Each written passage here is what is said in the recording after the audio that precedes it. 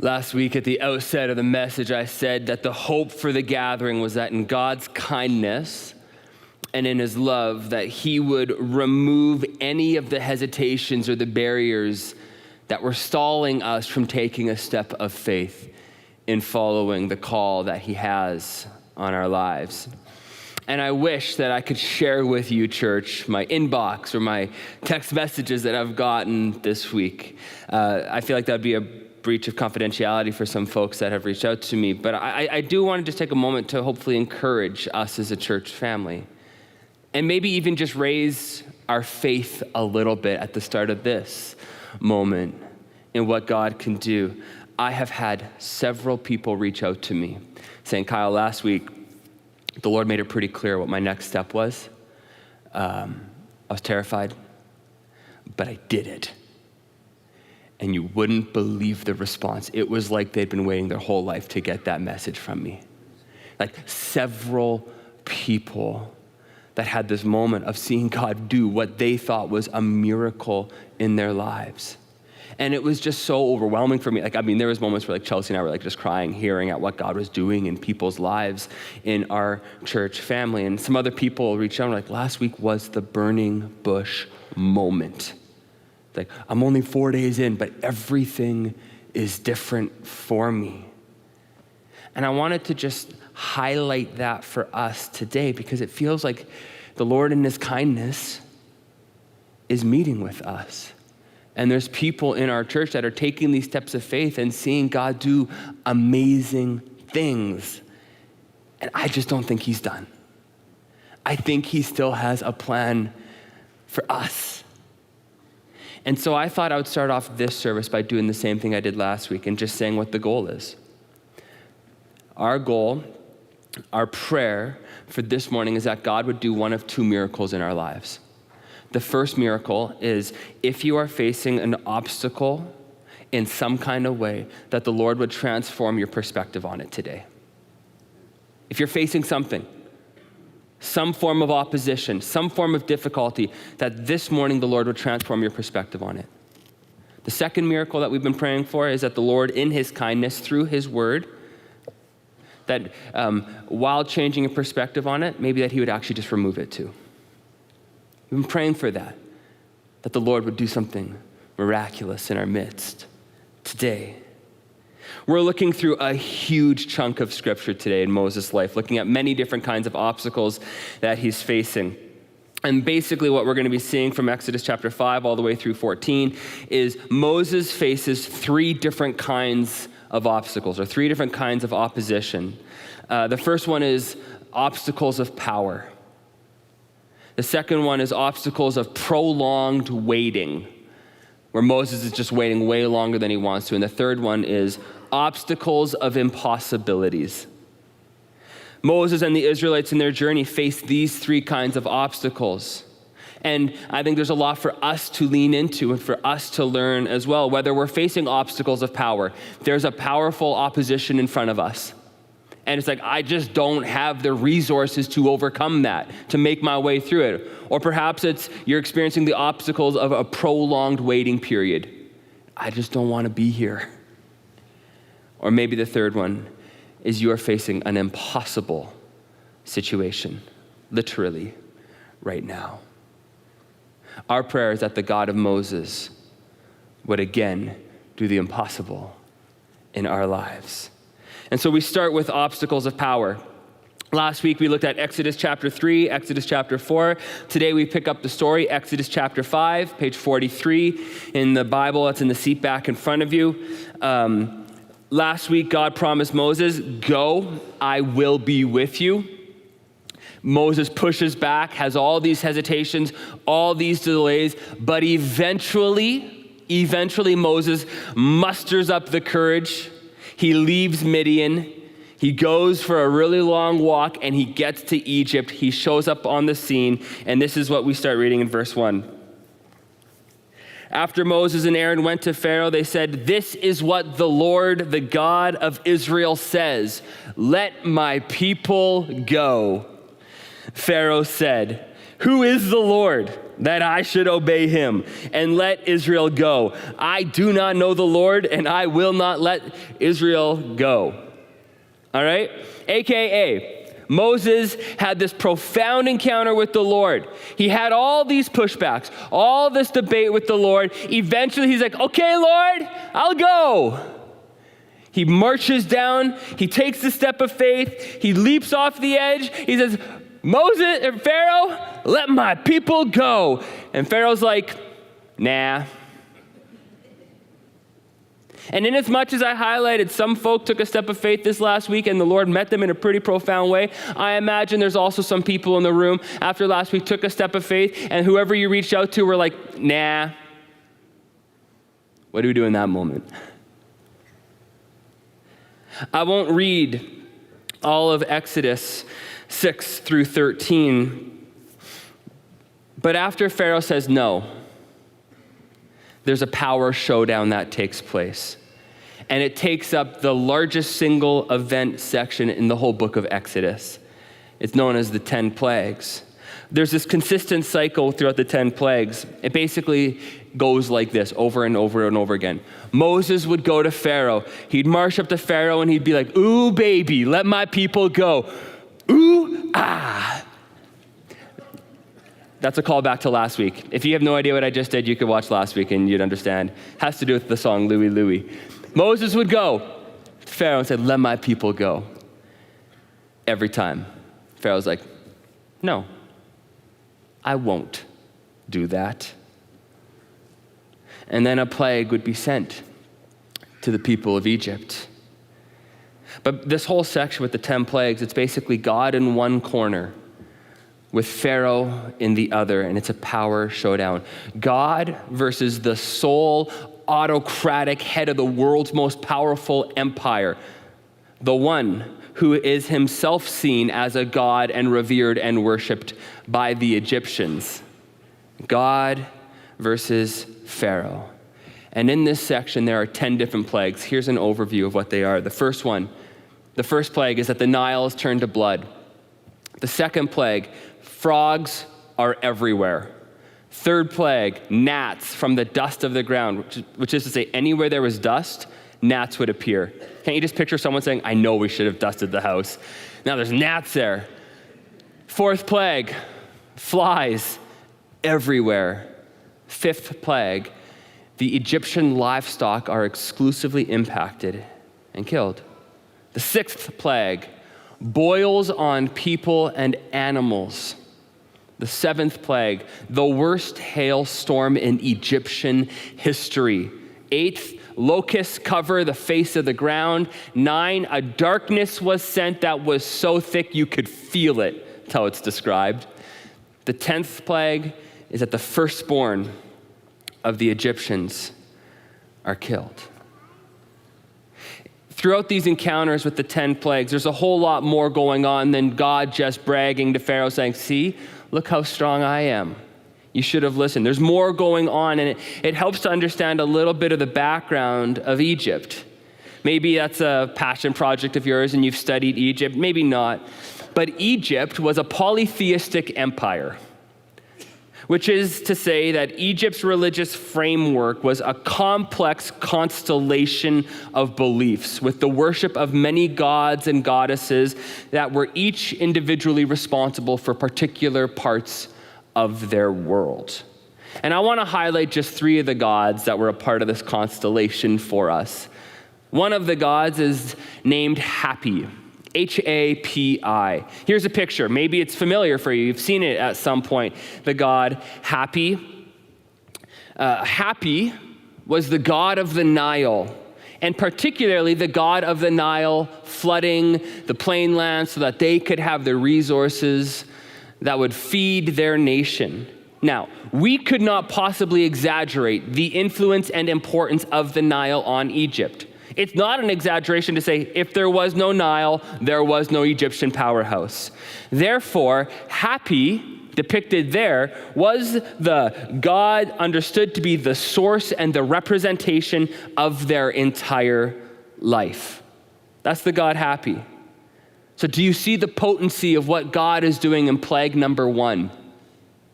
He takes the Nile, which Happy was the god of, and he turns it to blood. He takes their life source and displays his power over it. The second plague is that frogs were everywhere. Here's another picture of an important god in the Egyptian constellation of gods. Heket is this one's name. Heket in her frog form, you can see kind of a drawing of it on the left-hand side there. Heket represented life and abundance and fertility, was notably known to be around the protection of childbirth. That picture on the right, that inscription, that drawing, if you look carefully on the left side of that picture, you can see one of their gods creating and fashioning a human being in the middle. And on the right-hand side, you can see Heket, the god of fertility, the god of childbirth, on the right side, knowingly and approvingly a part of the process. And Heket was known to be seen as a god. Which is to say, the second plague is not just to affect those with ranidophobia, which is the fear of frogs. It's more than that. It's God showing his power. Again, one more God I want to highlight. It's about the God known as Ra. Ra was the principal god in Egypt. He was believed to be the creator of all, the one who makes the Lord of infinity, the creator of heaven and earth, okay? Ra was a big deal in the Egyptian world. Here's a couple pictures of Ra. Maybe it's familiar. On the left, you see the bird-like figure. That's Ra. On the right-hand side is the very, very, very famous Abu Simbel temple. Maybe someone here has been there before. It's a well-known place you can go and tourist attraction. If you look at the center of the picture on the right, above the doorway, you can see Ra there, etched above the entrance. And you can see the circle around its head. That is a sundial because Ra was known to be the sun god. Their central creator, maker of heaven and earth God was the sun god. And what does our God do with the 9th plague? He makes the sun go bye-bye. It's as though God is saying to them, the God that makes everything for you, I can make disappear in a moment. So dramatically you can feel the darkness. Why do I spend so much time highlighting these things? Well, one, I do it because the book of Exodus spends so much time highlighting these plagues. But two, I just highlight it to show that the plagues weren't random. They weren't a random, hail now, frogs. There's a lot more going on here. It is as though God was saying to the Egyptians and to the Israelites, you need to know who I am. You need to know what I am. The plagues weren't random. They struck at the very heart of Egypt's idolatry. It was almost as though God was one by one deconstructing the entire religious framework of the empire, showing who he was. So let me bring this to us today. Make no mistake, the gods of this age will one day bow to King Jesus also. Make no mistake. One day, every knee will bow in heaven and on earth and under the earth and declare that Jesus Christ is Lord. And while we may not worship Heket or Ra or Happy, I just think we're far more sophisticated in our idolatry. We don't worship those kinds of gods. We bow to the idols of success or comfort or convenience or power or politics or busyness or money or fame or control. We bow down to those things. And we let those things dictate how we live. Inasmuch as the Egyptians had a constellation of gods, I think we're still more sophisticated in our idolatry. And it's a lot more subtle how it creeps up in our hearts and in our lives. But those things will all bow to Jesus. Will we join Jesus in that process now? After the final plague, Moses and the Israelites were told that they could leave. They could get up and they could depart. And that's where we'll pick up the story. Exodus chapter 13, starting in verse 17, page 49. It says this: When Pharaoh let the people go, God did not lead them on the road through the Philistine country, though that was shorter. For God said if they face war, they might change their minds and return to Egypt. So God led the people around by the desert road toward the Red Sea. The Israelites went up out of Egypt ready for battle. Anyone notice that opening? And did anyone feel kind of annoyed at that opening? Did you notice it? It says, when they were released from Egypt, God did not lead them on the quickest way. Like, how frustrating would that be? You ever have that happen where you get in like an Uber or a taxi and they start going a longer route and you're like, what are you doing? Why are you taking us the long way? You know, like when we read that, it is an affront on our immediate instantaneous culture. Like, we get annoyed if our streaming service buffers for 4 seconds. Like, the wheel. What do you mean there's no one-day delivery? How dare you? And yet we read in verse 17 that there was a quicker way and the Lord did not send them on it. God took them on a longer route. Why? The scriptures say because God knew they weren't ready for it. God said if they went that other route and if they faced battle or conflict or warfare, they would want to go back to slavery. But did you notice verse 18? I think it's a pretty interesting comment. Verse 17, the Lord's like, if you do this, you're not ready for it. And then verse 18, it says, the Israelites went up out of Egypt ready for battle. Do you see the comparison there?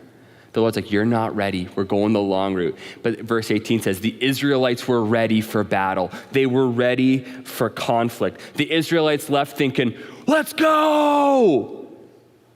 The Egyptians gave us all their plunder. They gave us their weapons. Look how strong I am from making bricks for 400 years. Let's go. We're ready. The Lord is with us. And yet God's like, pause. You're not ready. We're going the long way here. And so, friend, just lovingly hear this today. Only the Lord knows when you're ready to shortcut something. Only the Lord knows. You know, we may think we're ready for that relationship, but only the Lord does. We may think we're ready for that promotion, but only the Lord knows. We may think we're ready for the new challenge or the new task or the miracle or the deliverance or the conflict or the resolution. We may think, okay, I'm ready, Lord. I'm ready for this. But only God knows when we're ready. And so if you feel like you're still wandering in the middle of nowhere, perhaps you could thank God for his protection. In fact, I would say, I think a sign of spiritual maturity is learning to be really okay in the waiting period. Because we trust God and we trust his timing. Because only he knows when we're ready. And he will never be late for you. But he will also never be early. He loves you that much. It was God's kindness that took the Israelites the slow way. It was God's kindness that they were wandering in the desert longer than they felt they needed to. And it may be God's kindness that you still find yourself on the long route. In a world that is absolutely unfamiliar with delayed gratification, we need to trust God's timing. Our world really likes microwaved character development, but the Lord's far more interested in a crock pot type of formation. Long and slow. Do you trust what he's doing in your life? With that said, here's the flip side of what that means. It means if you are walking with the Lord and you find yourself facing a battle right now, God thinks you have what it takes. He trusts you, and he's with you. Because if you weren't ready for it, you'd be wandering still. Only God knows when we're ready. But even in that journey of the long walk, we're told, and the Lord's commitment to leading us is highlighted. Verse 20, it says, after leaving Succoth, they camped at Etham on the edge of the desert. By day, the Lord went ahead of them in a pillar of cloud to guide them on their way, and by night in a pillar of fire to give them light, so that they could travel by day or night. Neither the pillar of cloud nor the pillar of fire by night left its place in front of the people. Now, I just want you to imagine what that must have been like. I don't know if you've ever gone for a hike, but could you imagine if there was a pillar of fire leading you? Can you imagine day one when that thing showed up on the scene? You're walking, the sun starts to set, and all of a sudden, like a fire tornado starts to go in front of you. How terrifying that must have been. Like, wait a minute, this is awesome. Are you joking me? And then it's like the sunrise starts to happen and the pillar of fire turns into a pillar of cloud and it just leads you every step of the way. Could you imagine what that must have been like? It never left them. So I hope when you read through the story of Exodus that you read it through the lens of knowing there was a pillar of cloud and a pillar of fire leading them at every single junction. The Lord was leading them step by step by step. And the Lord led the Israelites to face an impossible task. The Lord led them to camp out right on the edge of the Red Sea. After the Israelites depart, the Lord led them there. And then we read that the Egyptians had this moment of just pure panic. Like, what do we do? All of our employees are gone. How are we supposed to have bricks? We got to go get them back. The Lord brought them to the edge of the desert. The Egyptians panic and like, let's go get them back. We need them back. And we pick up the story in Exodus chapter 14, verse 10. It says this, as Pharaoh approached, the Israelites looked up, and there were the Egyptians marching after them. They were terrified. They cried out to the Lord. They said to Moses, was it because there were no graves in Egypt that you brought us to the desert to die? What have you done to us, bringing us out of Egypt? Moses answered the people, do not be afraid. Stand firm and you will see the deliverance the Lord will bring you today. The Egyptians you see today, you will never see again. The Lord will fight for you. You need only to be still. Then the Lord said to Moses, why are you crying out to me? Tell the Israelites to move on. Then the angel of God, verse 19, who had been traveling in front of Israel's army, withdrew and went behind them. The pillar of cloud also moved from in front and stood behind them, coming between the armies of Egypt and Israel. Throughout the night, the cloud brought darkness to the one side and light to the other side, so neither went near the other all night long. Then Moses stretched out his hand over the sea, and all that night the Lord drove the sea back with a strong east wind and turned it into dry land. The waters were divided, and the Israelites went through the sea on dry ground, with a wall of water on their right and on their left. Can you imagine being an Israelite in that moment? Like, picture what that must have been like. You had really recently been liberated from Egypt. You were no longer a slave. You had seen the gods of Egypt dismantled. You had been following a pillar of fire and cloud. And it's led you out of Egypt into one of the most beautiful places on earth, right on the edge of the Red Sea. Have any of you seen the Red Sea? It's beautiful. Here's a picture of the Red Sea. It's a lot of really nice blues for the Red Sea, don't you think? I looked up on ChatGPT this week just for fun. I'm like, what are the world's most beautiful and exotic places for scuba diving and snorkeling? Do you want to know what number 6 in the world is? The Red Sea. It's like a stunning place. So I picture the Lord leading the Israelites to the edge of the Red Sea. And I bet you every one of the Israelites were like, this is what I'm talking about. Can't you picture it? They've walked through the desert. They're walking through a long time, taking the long way, and eventually the pillar leads them right to the shores of that lake. And they jump in and they're like, this is living. This is exactly what I picture the promised land being like. This is exactly what I picture paradise being like. Imagine the feeling you're just hanging out there, feeling glorious. You're free for the first time in your life, and you're loving it. And then all of a sudden, way off in the distance, you start to see a little bit of a cloud. And you're like, I wonder what that is. And the dust cloud gets a little bit bigger and a little bit bigger. And then your like annoying neighbor says, I bet you it's the Egyptians coming back. Like, stop. And the dust cloud gets bigger and bigger and bigger in the horizon. And then all of a sudden, like way off in the distance, you just hear the gallop of horses. And then maybe you start to hear the clanging of the metal of the chariots. And then you start to see like the reflection of the sun off their armor. All of a sudden, your beach vacation starts to feel like a death trap. Ahead of you is an army coming to destroy you, and behind you is an immovable object. Descending from the one side, the folks who have beat you, robbed you, mistreated you, and hate you, and they're coming to make you a slave again. And there's nowhere to go. Like, no wonder they yelled out to Moses. No wonder they were terrified. Can you imagine being an Israelite in that moment?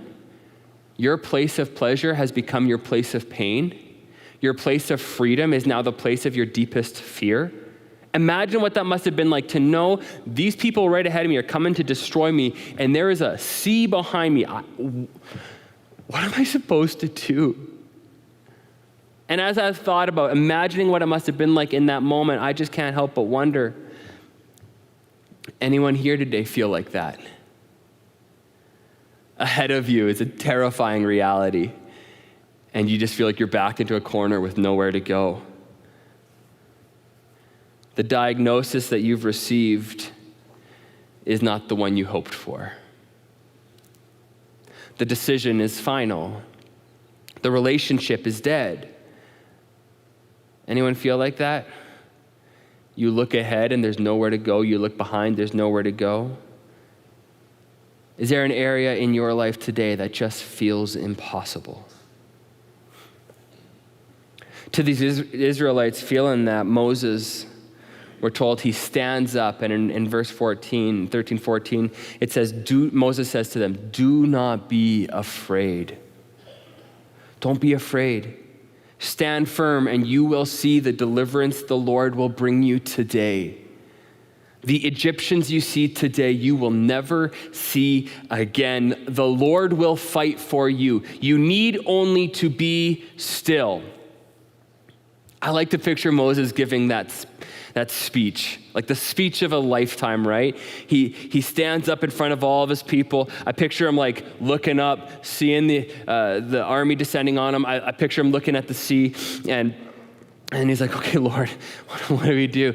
And he has this encounter with the Lord, and then he says to his people, do not be afraid. Stand firm. the Lord will fight for you. Can't you just picture the power of that moment? And then in verse 15, I think it's comical because the Lord kind of actuallys him. You know, like those people are like, well, actually, you say something and they kind of like autocorrect you right away. So Moses stands up, gives the speech of his life, and then in verse 15, the first thing we see the Lord saying to him is, well, actually, Moses, tell the Israelites to take a step. Tell them to take a step. Imagine, okay, everyone, I stand corrected. Lord said we actually need to move.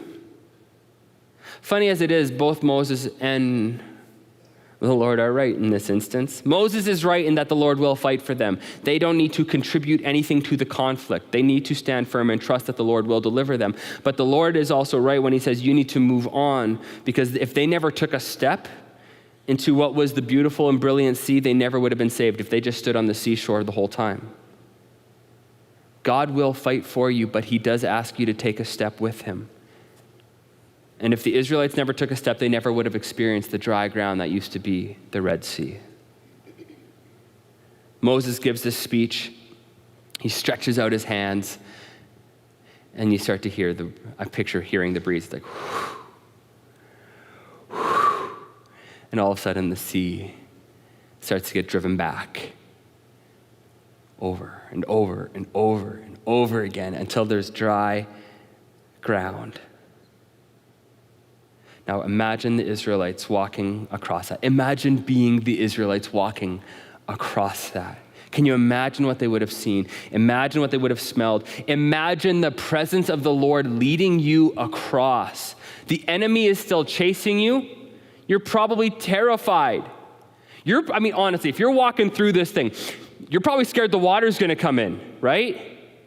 Like, the water is a wall beside you. Like, how long until the fear of that thing caving in on you? How long until that subsided? Can you picture what it would have been like? There would have been parents holding their children, like, let's go, trying to make it away. There would have been people helping the elderly among them that weren't really able to walk. It's like, let me help you. There would have been people hurt, being carried across. Like, there would have been all of these dynamics at play as they tried to make their way across. You know, I picture some teenager like veering away from his parents, going up to the wall and like, look at that fish, like trying to grab it through the wall of water. Like, all of these things would have been going on. How long until their fear subsided? How long until they're like, wow, this is just awesome? Like, it would have been terrifying. Was it 500 meters until they started to trust that the walls would hold? A kilometer? 2, 10, how long? Until they could celebrate the joy and miracle that the Lord did in their midst. Everyone would have been scared to take that first step. How long until the joy of the deliverance set in for them? And I highlight this because it just totally reshapes for me what I think great faith looks like. I think sometimes we think great faith is like getting out of the boat, walking on the water, casting the mountain into the sea. I think the great faith here was terrified people taking a terrified step and just, okay, one more.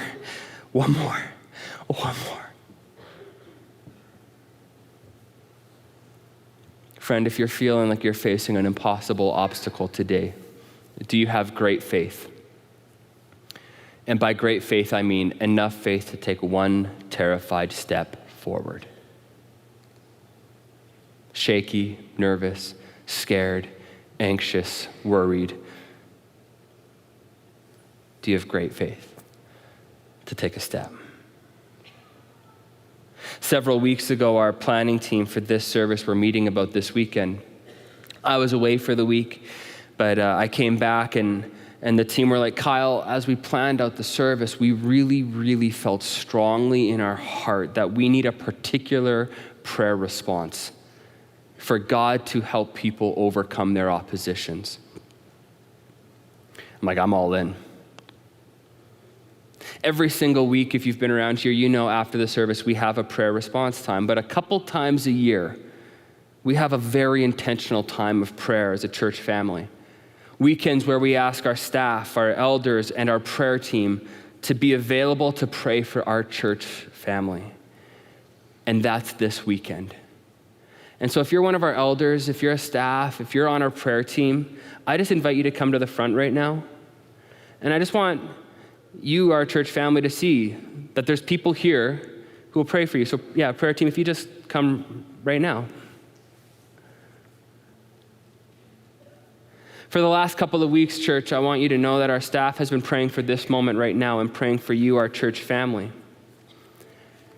Praying that you would have great faith to take one terrified step forward, believing that the God of Moses is still living and active and moving today, still helping us overcome obstacles. Last night, we had dozens of people come forward with the impossibilities they're facing. The central part of Moses' speech, when he stands up in front of the Israelites, has 5 components to it, and it teaches us 5 things that God wants to do. The first one is God wants to get rid of your fear. Do not be afraid. Church family, if there is anything in your life that you're scared of, the Lord doesn't want you to live with that anymore. He doesn't want you to be afraid. He loves you too much. Like, do you know that the God of the universe is not scared of a thing right now? He's not scared. And he wants you to join him in that. If you're scared of something, would you come forward and receive prayer? The second thing, God wants to deliver us from distress. If you're carrying stress, distress, worry, the Lord wants to dispel that from your life. The third thing, the Lord wants us to trust him. The Lord wants to intervene in our lives. And church, let me just remind you, God doesn't know what impossible means. There is nothing impossible for him. He has never seen an obstacle, opposition, or difficulty and been like, woo, that's a doozy. I guess they're on their own here. So what do you need today, church? Do you have one step in you to come forward and receive prayer today? I want to highlight one more thing that hopefully will help us in this prayer moment. It's this. We're told in the middle of this section when the Egyptians were descending upon them, it says the Israelites looked up and were terrified. Now we get that. If you look up and there's something terrifying you, we understand exactly what's going on in the Israelites' life right here. When the Israelites looked up, they were terrified, but when Moses looked up, he stood in front of his people and he says, do not be afraid. And I wonder, I can't help but wonder if it's because Moses looked just a little bit further up. Where the Israelites looked up and saw the Egyptians descending upon them, I wonder if Moses looked up and saw the pillar of cloud with them. And so, friend, if there is something on the horizon of your life that is terrifying you, I just exhort you, I beg of you, look a little bit higher and see the presence of the Lord with you. There are great people here that would love to pray with you. Church, if you're facing an obstacle, if you're facing off against a power that feels unwinnable, if you feel like your world has been falling apart, that you're in the middle of the desert and you need some sustaining power today, the God of Moses is the God of FAC, and I believe he still does the miraculous.